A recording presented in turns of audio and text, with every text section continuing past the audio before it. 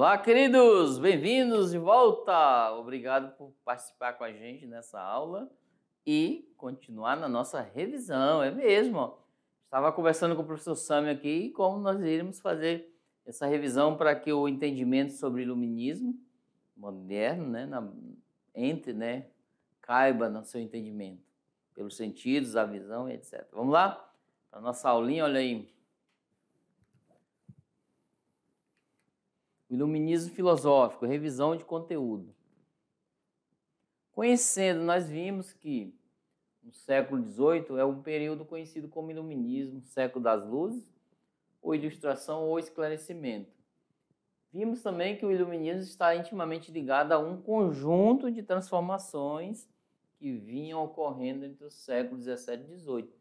Então, antes de acabar a Idade Média, já vinha acontecendo, tá? O que reúne esses pensamentos revolucionários é a coragem de se pensar além dos critérios estabelecidos, ok? Aqui no caso pela igreja. Apesar de todos os impulsos autônomos de pensamentos racionais, a razão renascente teve de superar obstáculos para ter um lugar consolidado na cultura. Então, gente, tudo começou com o Renascimento. O Renascimento criou-se um movimento chamado quê? Iluminismo. A razão na cultura iluminista. O termo luzes na França expõe o ideal da razão que Descartes chamava de luz natural. As luzes da razão libertadas da religião consolidam ou ampliam o conhecimento, tá?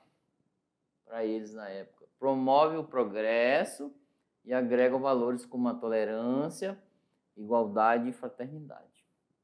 Eles achavam que no período da igreja, lá da Idade Média, não se tinha esses valores.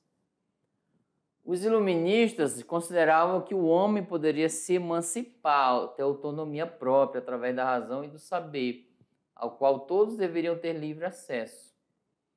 Aqui no caso, gente, ó, no cisma, no caso quando veio a igreja protestante com Lutero, um dos aspectos que ele queria, Lutero, era a liberdade, o livre acesso para a Bíblia. Leitura, que não tinha traduzida. O racionalismo conseguia cada vez mais adeptos no mundo cultural, transmitindo que a confiança na razão como o principal instrumento do ser humano para enfrentar os desafios da vida, gente. A influência dos iluministas na economia, na religião. Os pensadores iluministas procuraram exaltar e defender valores, que é liberdade, igualdade e tolerância, e o direito à propriedade privada. No âmbito da economia, a entrada da máquina a vapor nas fábricas conduziu o progresso conhecido como Revolução Industrial. E na política, pensadores investigavam a questão da legitimidade do poder absoluto dos reis. E questão da constituição do Estado liberal, ou não intervencionista.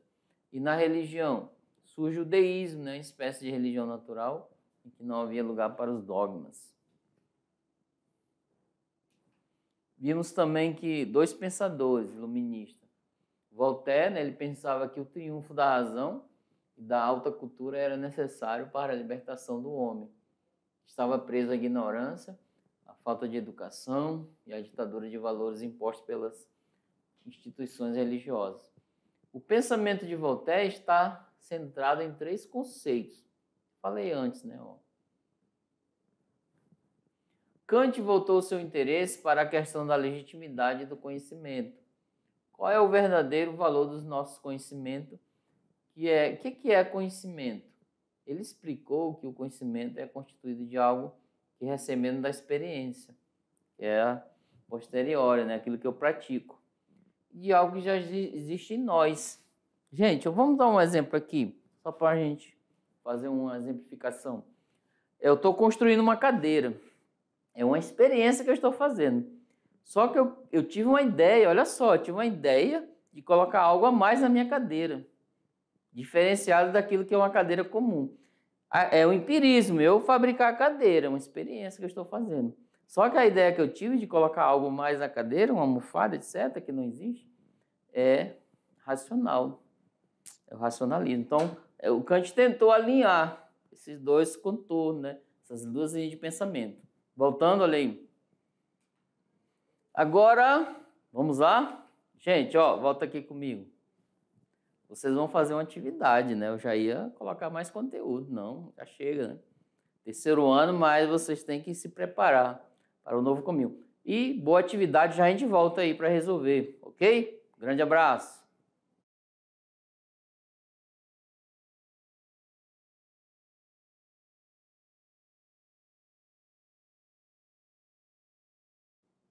Olá, queridos! Estava aqui conversando com o professor Sâmio e o Rosimar e perguntando, será que eles responderam as questões?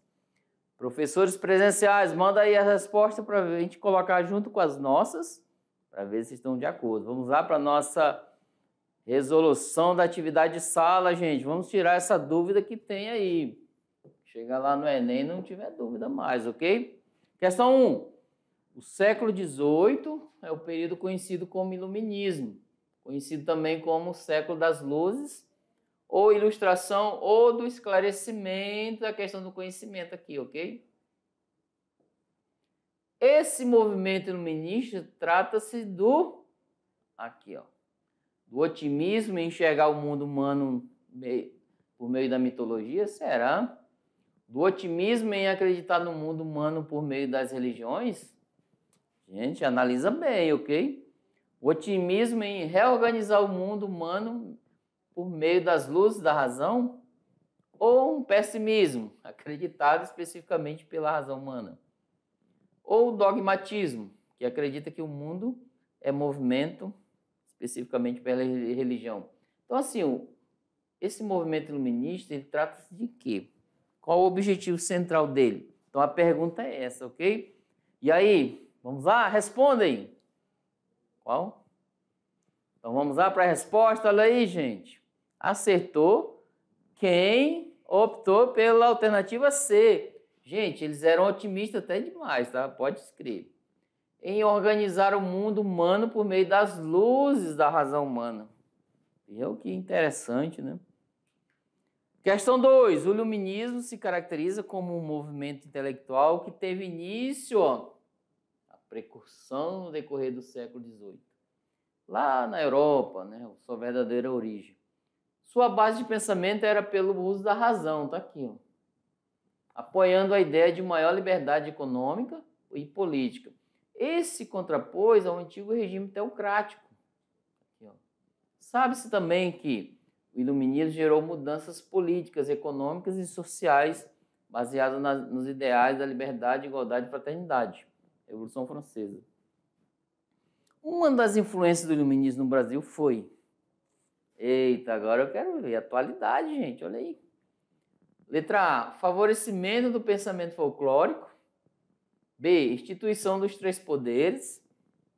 C, privação de liberdade econômica e religiosa. D, que todo conhecimento é gerado pelos mitos. E, não houve nenhum tipo de influência. Eu lembro que eu falei para vocês, ó, o iluminismo ele está até hoje em volta. Vocês vão percebendo e analisando lá. Vocês viram que a gente tem que ter liberdade, autonomia, tem que ter protagonismo. Ó, já deu uma dica para vocês. Então, o iluminismo ele está influenciando, inclusive até na atualidade. Até aí na sua sala, quer ver? Verifica algum comportamento de alguém iluminista aí. Vocês viram as características, certo? Quer dizer que a pessoa não seja, né, radicalmente mais, tem características. Em alguns momentos a gente é racionalista. Em alguns momentos nós somos sentimentais. Em alguns momentos nós somos emotivos. E aí, qual é a alternativa? Vamos lá. Aqui no Brasil, qual a influência? Essa não tá fácil, mas também não tá difícil. Vamos lá. Questão B, gente, ó. Então tá aqui. Pela influência dos iluministas, surgiu aqui no Brasil a instituição dos três poderes. Sabe por quê? Vocês viram que lá no nosso contexto, a questão do tirar o poder do Estado radical, no caso absoluto, né? O Estado ele tem a questão da divisão do Estado, ou seja, tem os poderes, né, para administrar um Estado, a questão do pensamento democrático, etc. Então, a instituição dos três poderes no Brasil, vocês podem pesquisar, surgiu pela influência do iluminismo, ok? Agora, se liga no Enem. Olha só onde que eu queria chegar aí, ó. Eu estava ansioso para chegar nesse momento. A gente se ligar no Enem, ó. Pegar aqui, ó. Ligar-se nele. Sabe por quê? O Enem para vocês, gente, assim como foi para mim, tem que ser imprime esse papel, os livros, tudo e coloca com cabeceira. Lá eu coloquei debaixo do meu travesseiro, ó. Vai ter o Enem nesse ano. Pegava lá um pouquinho, lia. Pegava aqui, já via. Era assim, era um livro de cabeceira. Quando eu lembrava de um assunto que eu tinha dúvida, eu já ia, pegava debaixo do travesseiro, lia o manual do Enem, já ia ler. Então, entenderam? É o se liga, gente. É colocar isso, não tem como. É vocês inserir mesmo no seu racional. Veja bem, na hora da avaliação, olha só, os conhecimentos adquiridos no Enem, no pré-Enem, aí nesse revisa, no caso, eles são, como o Kant falou, a busca do conhecimento. Eles são a posteriori, são empíricos. Vocês vão fazer experiência de conhecimento. Agora, na hora de regular, organizar o entendimento, ele é racional. Vocês vão racionalizar em posteriori dentro de você. E olha que legal, ó, fiz essa analogia para vocês. Bom entendedor já captou a mensagem. Vamos lá para a nossa questão, olha aí. Essa é de... Coloquei errado aqui, gente. É 2022. Não aconteceu, né? Desculpa. Os produtos e seu consumo constituem a meta declarada do empreendimento tecnológico, ok? Essa meta foi proposta pela primeira vez no início da modernidade. Como expectativa de que o homem poderia dominar a natureza, no entanto, essa expectativa, convertida em programa anunciado por pensadores como Descartes, Bacon, impulsionado pelo iluminismo, não surgiu de um prazer de poder. Então, eles não queriam poder, ok? De um mero imperialismo, ele também não queria mandar, etc. Mas da aspiração de libertar o homem e de enriquecer a sua vida física e cultural. Aqui vamos colocar intelectual, né? Também. Autores da filosofia moderna, notadamente Descartes e Bacon, e o projeto iluminista, concebe a ciência como uma forma de saber que almeja libertar o homem das intempéries da natureza. Nesse contexto, a investigação científica consiste em quê? Olha aí, expor a essência da verdade e resolver definitivamente as disputas teóricas ainda existentes. Será que ainda existe disputas teóricas, questão do iluminismo, da razão, etc. B. Oferecer a última palavra acerca das coisas que existem e ocupar o lugar que outrora foi da filosofia. C. Ser a expressão da razão e servir de modelo para outras áreas do saber que almejam o progresso. Ou D. Explicitar as leis gerais que permitem interpretar a natureza e eliminar os discursos éticos e religiosos. Ou E. Explicar a dinâmica presente entre os fenômenos naturais e impor limites aos debates acadêmicos. Então, qual é essa? Tá complexa, tá? Veja bem. Na hora de você marcar a questão certa, ó, leia e releia. O contexto da apresentação está bem explicado. A questão que existe, né, uma polêmica na questão do iluminismo, etc. Vamos lá para a nossa resposta daí. Acertou que optou pela letra C.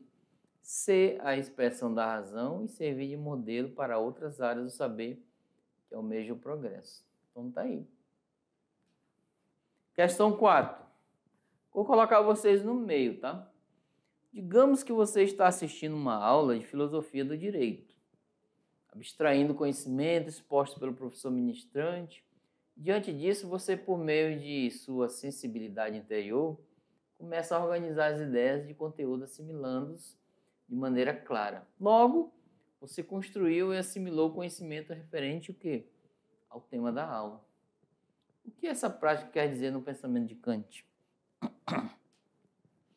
Então tá aí, vamos lá. Se imagine, vocês estão aí assistindo a aula, pode ser aqui ou na sua casa. Você mesmo aí. Tá assistindo, né? Assistindo e participando da aula de filosofia ou de outro componente curricular. Aí você pega o contexto, começa a assimilar pela sensibilidade. Você tem a visão, né? Aí começa a organizar nas ideias. E se for vídeo, tem audição também, outros sentidos. Aí começa a organizar na sua cabeça as ideias. Ah, cara, então o iluminismo ele influenciou o Brasil nisso, naquilo. Começa a fazer o seu resumo, certo? Porque quem estuda bem faz aquele resumão, né? Bem interessante.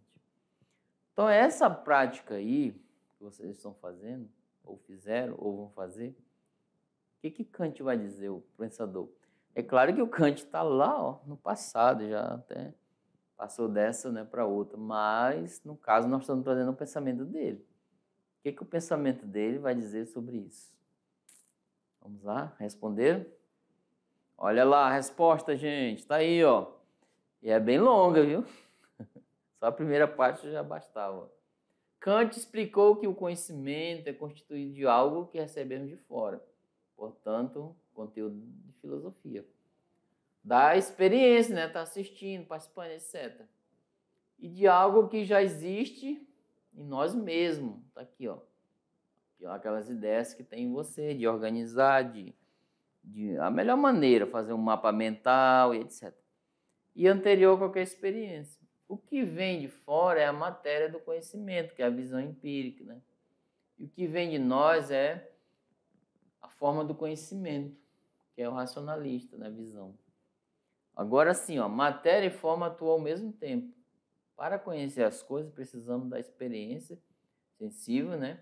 Mas essa experiência não será nada se não organizar, que é a forma sensível do entendimento, que são a priori a condição própria da experiência. Então tá aí, gente. Viu como vocês aprenderam o conteúdo já na prática, né? Filosofia aplicada. Gente, tudo na vida, até lá no campo onde vocês podem fazer alusão, né, ao conhecimento, na plantação, tudo tem a questão que vem de fora, a experiência. Mas tem a ideia que vai surgir para você atuar lá no campo, que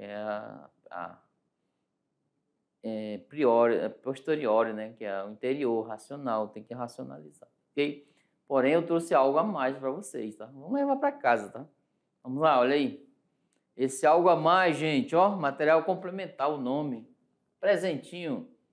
No material complementar de hoje, o iluminismo ou iluminismos, né? Tem dois, no plural.